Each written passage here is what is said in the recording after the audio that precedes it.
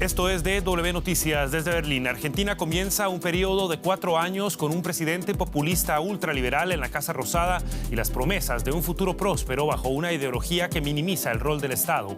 Mandatarios de varios países asistieron a la toma de posesión de Javier Milei en Buenos Aires en medio de júbilo entre sus seguidores y preocupación entre quienes temen el colapso social y económico del país. Estos son nuestros titulares. Javier Milei asume la presidencia de Argentina. No hay alternativa al ajuste, dijo, refiriéndose a los drásticos recortes que pretende implementar antes de que sus frutos lleven a Argentina, según él, a su grandeza de antaño. Veremos qué le espera al nuevo gobierno argentino. Y además, Israel no da tregua en sus ataques contra el sur de la Franja de Gaza. El ejército israelí ordena a todos los civiles que abandonen urgentemente el centro de la ciudad de Han Yunis, donde afirma busca a los terroristas responsables de los atentados del 7 de octubre.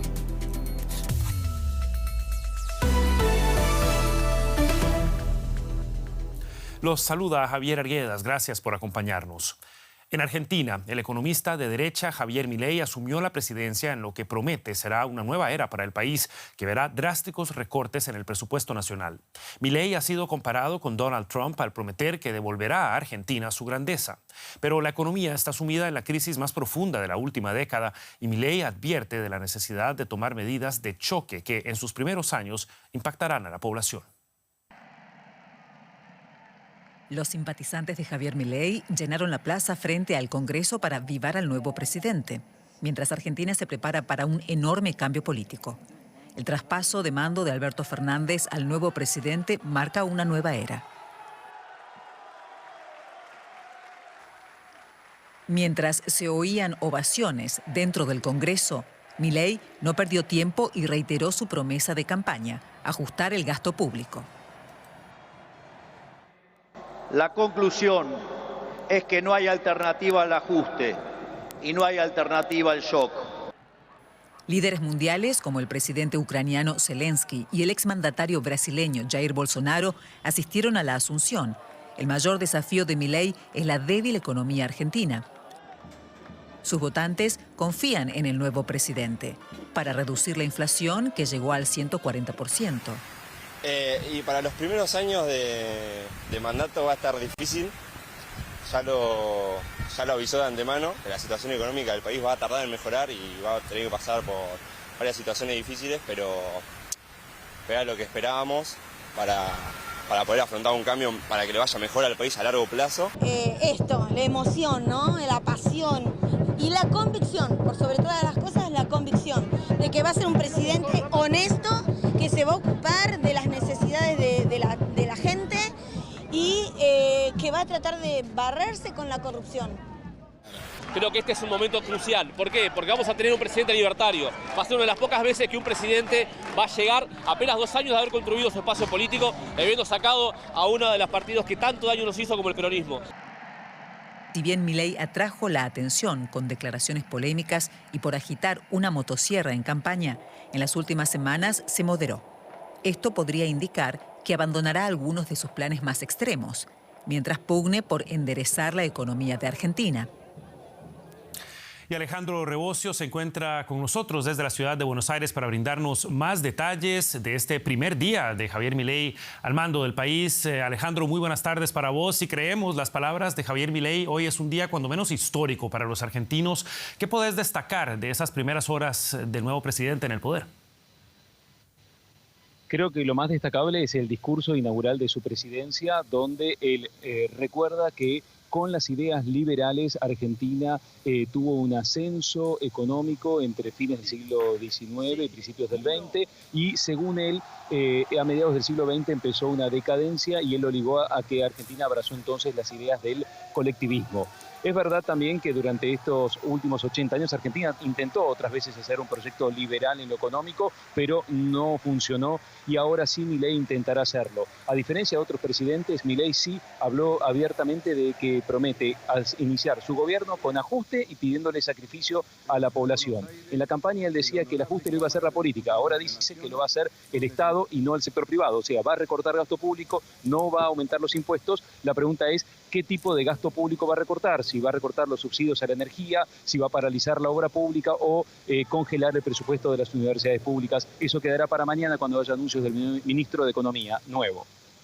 Todo esto, por supuesto, en teoría, Alejandro, sabemos que el nuevo presidente no tiene mayorías parlamentarias para gobernar con facilidad. ¿Qué hemos escuchado hoy de quienes prometen una ferviente oposición al proyecto político de Milei?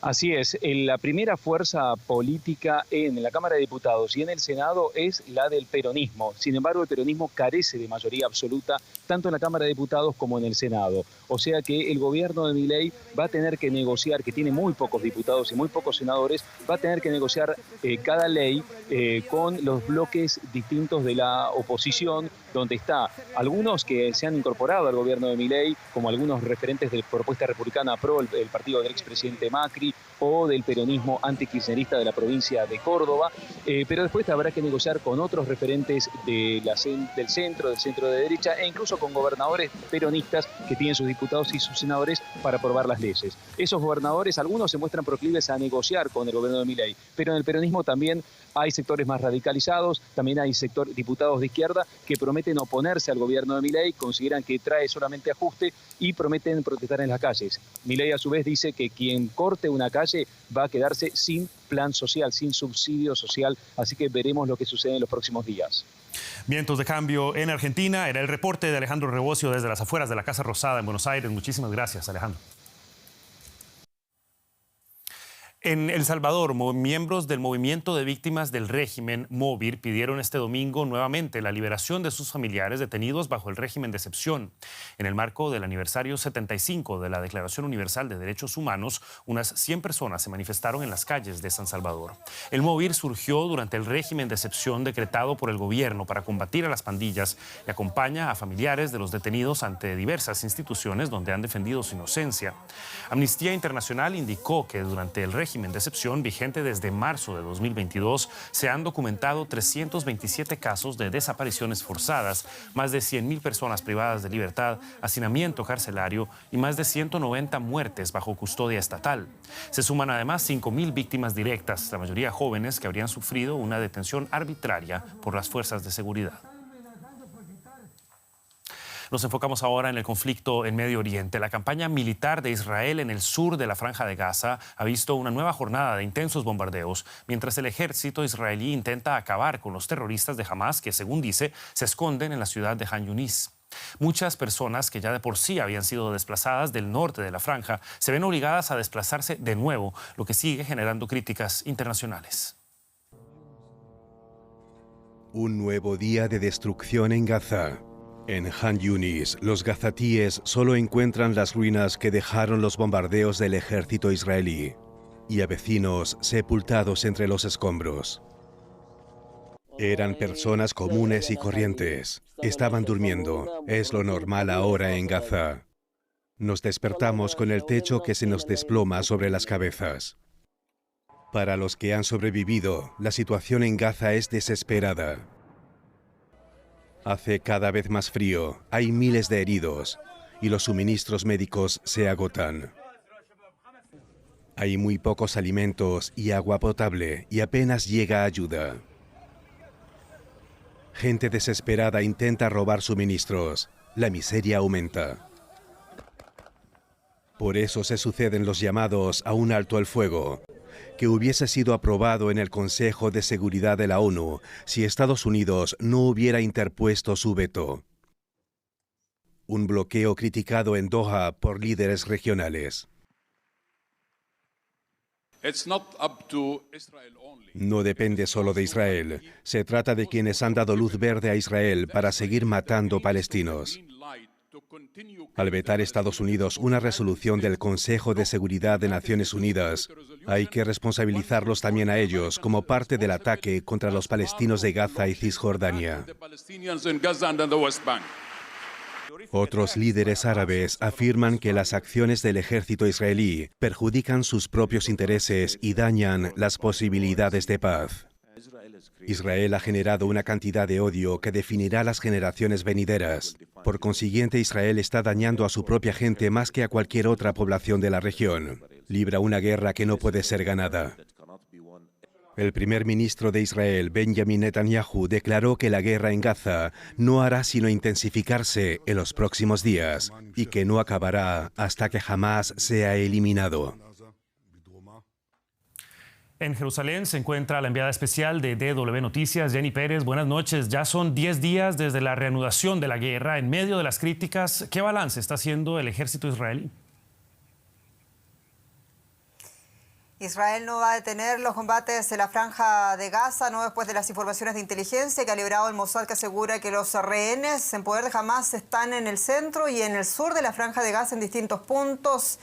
También decía el ejército de Israel, bajo estas condiciones, especialmente de resistencia de Hamás, es imposible por ahora negociar, pensar siquiera en una negociación sobre los rehenes. Sin embargo, uno de los portavoces de Hamás, entrevistado por la cadena árabe Al Jazeera, decía que si Israel quiere a sus rehenes vivos de regreso, entonces tiene que negociar un canje con presos palestinos. Recordemos que el último canje, entre otras cosas, se quebró por ese atentado terrorista que perpetró Hamás aquí en Jerusalén. Hamás tiene 138 rehenes, entre ellos bebés y niños pequeños.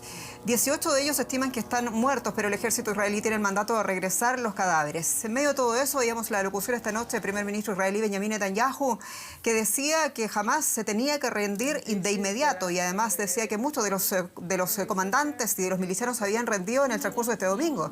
Sin embargo, la prensa israelí tiene dudas respecto al real avance del ejército de Israel en Gaza. Consultado varias veces, el portavoz del ejército israelí sobre la situación finalmente reconocía que esa operación de eliminar a los comandantes de Hamás en la franja de Gaza no estaba dando los resultados esperados, que haber eliminado el 50% de ellos, decía, sin embargo, eran reemplazados rápidamente. Al mismo tiempo reconocía una serie de pérdidas militares en estos 10 días de la reanudación de la guerra en Gaza. ¿Qué se sabe de las decenas de presos sospechosos detenidos en Jabalilla, en la franja de Gaza, cuyas imágenes semidesnudos dieron la vuelta al mundo? Esa es una información que también ha liberado el Haaretz, que era uno de los medios que publicaba estas imágenes donde se veían a cientos de personas presos semidesnudos en el suelo, también con esposas. Bueno, el 15% de ellos, según la nueva información, corresponde a milicianos de Hamás, a personas afiliadas a esta organización terrorista. ¿Qué pasó con el resto? Hoy día, paralelamente, las fuerzas de defensa de Israel decían que habían sido todos liberados en el transcurso de las últimas horas. Hay que decir que las fuentes consultadas también por la prensa israelí sobre este tema aseguraron que finalmente no se trató de una rendición masiva, como fue presentado en algunos medios de Israel el día viernes cuando ocurrieron los hechos. Hay que decir también que, aparte de todas las críticas que tuvo que enfrentar el gobierno de Israel por esas imágenes y también por la presión de gobiernos, la presión de organismos humanitarios, hay una clave en estrategia militar. Observadores dicen que esto puede tener un muy fuerte impacto psicológico para las tropas que están ahora mismo en Gaza, que estaban comenzando a creer que había una capitulación masiva de los combatientes de Hamás. Jenny Pérez, en Jerusalén, muchas gracias. Y unas 3.000 personas, incluyendo a políticos y personalidades, participaron este domingo en una manifestación para denunciar el antisemitismo en Berlín.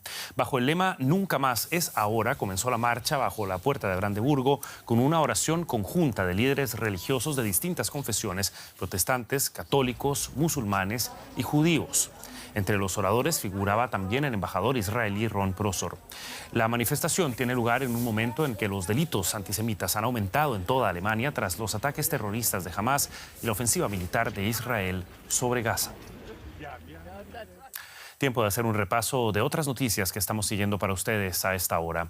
Tornados y fuertes tormentas azotaron el estado de Tennessee en Estados Unidos, donde causaron la muerte de 6 personas.